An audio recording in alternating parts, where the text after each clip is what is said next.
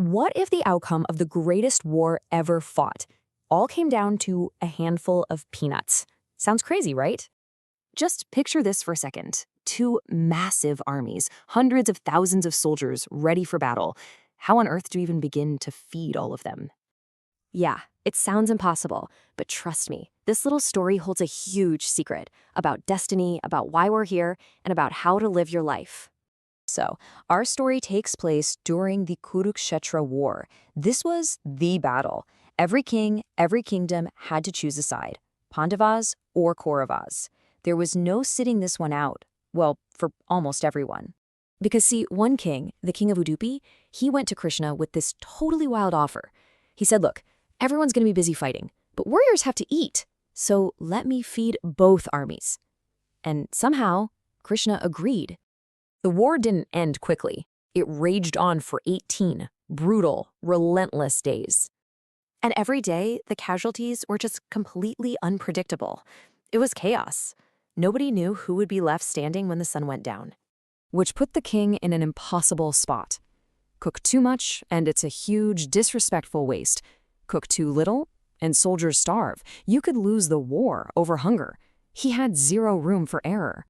And yet, he never got it wrong. Not once.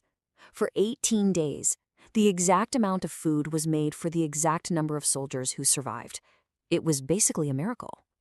So the big question is, how did he do it? How did he know the future before it even happened? When he was finally asked, the king revealed his secret. And it wasn't spies or complicated math. It all started with a simple nightly routine. He said every single night, he'd give Krishna a bowl of boiled peanuts. Krishna would eat a few, then the king would just count how many peanuts Krishna ate. If Krishna ate 10 peanuts, the king knew 10,000 soldiers would die the next day. So he'd cook 10,000 fewer meals. Simple as that.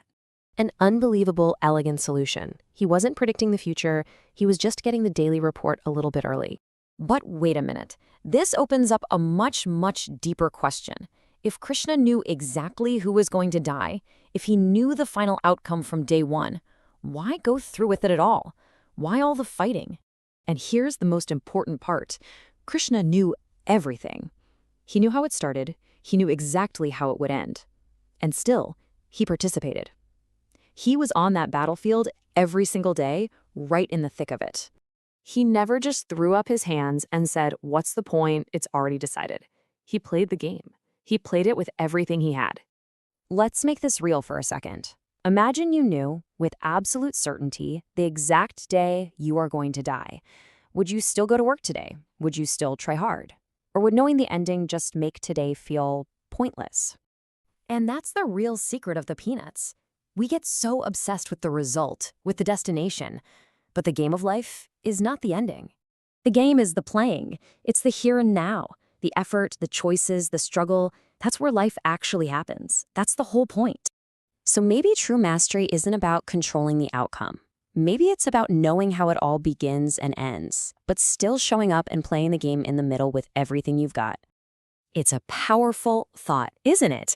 That maybe, just maybe, somewhere out there, Krishna is still counting peanuts.